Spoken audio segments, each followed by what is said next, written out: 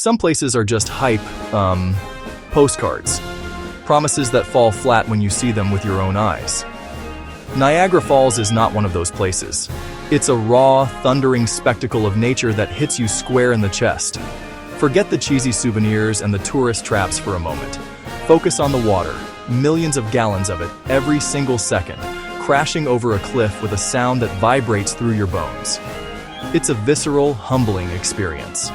This isn't just a pretty picture, it's a force of nature, relentless, beautiful, violent.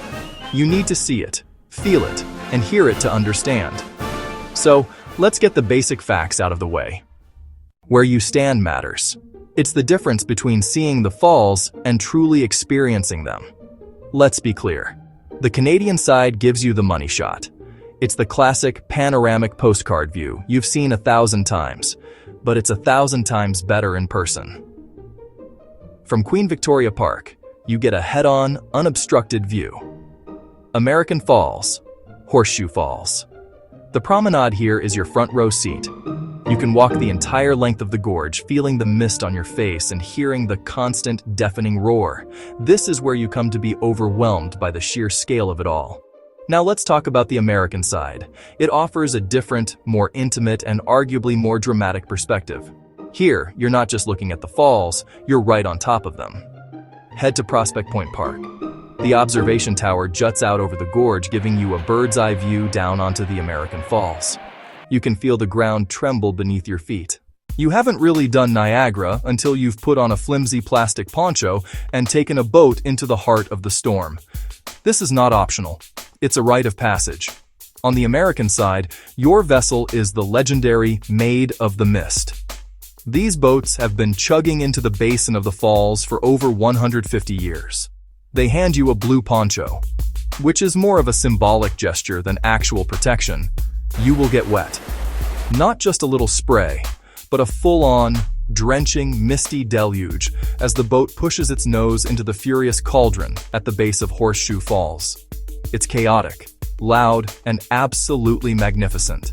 From the Canadian side, the journey is nearly identical. Your ride is with Hornblower Niagara Cruises. Here, you'll be given a red poncho, the only real difference in the experience. The boats are modern, and they follow the same hallowed path. You'll cruise past the American Falls, getting a fantastic view of the rock slide at its base, before heading straight for the main event. As you approach Horseshoe Falls, the noise becomes a physical force. The mist turns into a sideways rain. You can't hear the person next to you shouting.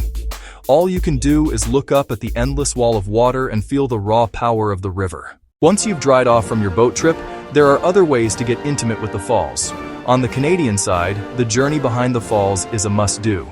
You take an elevator down 125 feet through solid rock. You walk through century-old tunnels that echo with the deep, guttural rumble of the water. At the end, you emerge onto 2 observation portals cut directly behind the massive sheet of Horseshoe Falls. It's a surreal experience, watching a fifth of the world's freshwater thunder pass just a few feet in front of you. Over on the American side, you have the Cave of the Winds. Don't let the name fool you. There's no cave. You descend into the Niagara Gorge and are led to a series of wooden walkways and platforms at the base of the Bridal Veil Falls. Here they give you a bright yellow poncho and special sandals, and for good reason. You can get so close to the falls that you can reach out and touch them.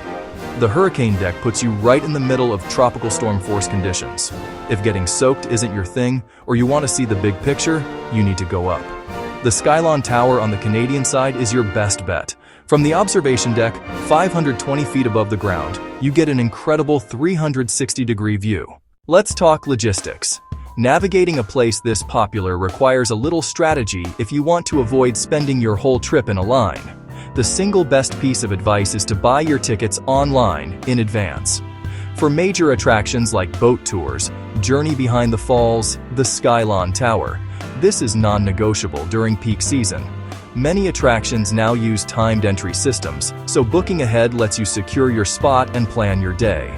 Look for combo passes, like the Niagara Falls Wonder Pass in Canada, Discovery Pass in the US.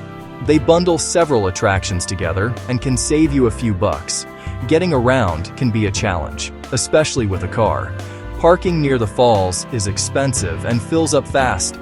A better option is to use the WeGo bus system on the Canadian side. It's a hop-on, hop-off bus that connects major attractions, hotels, the main tourist districts. You can buy a pass for 24 hours, 48 hours, and forget about traffic and parking headaches. On the American side, the Niagara Scenic Trolley serves a similar purpose within Niagara Falls State Park. Or, just use your own 2 feet. The core areas on both sides are very walkable, and strolling along the gorge is part of the experience. Remember, you're at an international border. Crossing between the US and Canada is part of the fun, but you need to be prepared. You will need a passport, Nexus card, enhanced driver's license. Safety here is mostly common sense, but the power of the water demands respect. Stay behind them. You can't live on mist and awe alone. Eventually, you're going to need to eat. The area immediately surrounding the falls, especially Clifton Hill, is a gauntlet. Chain restaurants, candy stores, tourist trap eateries. It's fine if you're with kids or need a quick, familiar bite. But if you want more soul, wander a bit further. Look for smaller, independent spots on side streets away from the main drag. Or a meal with a view, Skylon Tower, or a hotel restaurant overlooking the falls. It'll cost you, but the view is the main course. Where you lay your head at night will shape your visit. Canadian side, high-rise hotels with direct falls views. Waking up to that sight, memorable and pricey. American side, budget motels and inns, short walk or drive from the park. Generally quieter and less commercialized. Your choice depends on budget and vibe. Glitzy Casino and Lights Canada, or the more subdued park-like US side. If the neon and crowds wear on you, there is an antidote. A 20-minute drive down the scenic Niagara Parkway to Niagara-on-the-Lake. This isn't just a town. It's a time capsule. Beautiful 19th century streets, charming inns, boutique shops, sophisticated theaters, heart of Ontario's wine country. The surrounding area, world-class wineries, winery tours, wine tastings, perfect for decompressing after the falls. Relax, enjoy a great meal, sip some ice wine, pack a small backpack with water, pack some snacks. Food at the viewpoints is overpriced. Having your own supplies means you can linger longer. Wait for the perfect light or for crowds to disperse. Find a bench in Queen Victoria Park. Eat a sandwich, just watch the water. So, that's Niagara. It's more than just a waterfall. It's a geological marvel. It's a source of immense hydroelectric power. It's a magnet for humanity's fascination with the untamable. It's a place that can be both a tacky tourist trap. It's a site of profound natural beauty, often at the same time. Look past the flashing lights and focus on the water. Focus on the relentless, churning, awe-inspiring power. That power has been carving this landscape for 12,000 years. That's the real show, playing 24/7. Your visit will be what you make of it.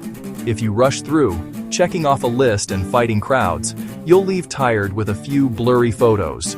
Plan ahead and avoid the worst of it. Buy your tickets online. Get up early to beat the masses. Wear shoes you can walk in all day. Bring a jacket. The mist will find you. Most importantly, respect the place. Stay behind the railings.